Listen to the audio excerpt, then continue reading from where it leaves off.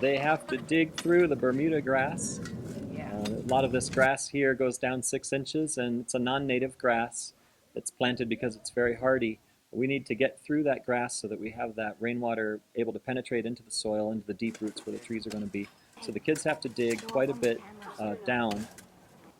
My name is Eric Wagner. I'm the science teacher for 7th grade. I also teach a 5th grade science class. And I'm also the gardening coordinator for 21st Century.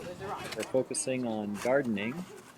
We are creating 2 kinds of gardens, annual gardens and perennial gardens.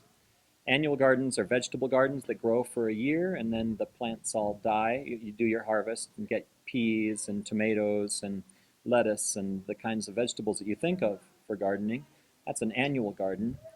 We're going to install 2 of those just outside of my classroom and Miss Romero's classroom. We're also installing a perennial garden, and that's a garden where we're planting plants that will live to be 100, 200 years old and will eventually become giant trees, big bushes. And you can also get food from those plants. That's what we're doing behind me here. We're installing a perennial garden of native plants. That's much higher there, you see that? Yeah. And this is much higher too. Our perennial garden and the work the students are doing behind me here, those students are digging a basin. This all needs to come down here. Let's make this as deep as we go. And that's a low spot in the ground to collect rainwater. And we've placed our basin right by a downspout. So when the rainwater hits the roof of our school, it all goes to one exit point down the downspout and comes out onto the grass field.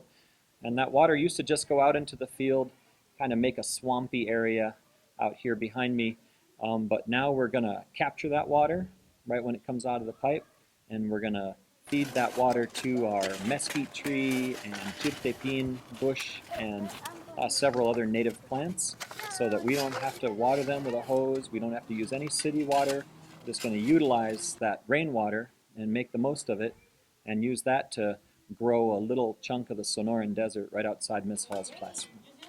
Well, gardening class is a lot of work, but it's very rewarding. A lot of camaraderie. You make great friends when you work next to somebody. Maybe seems like why would you come to work, but it's really fun work where we're out working with tools and doing digging, using the pickaxe.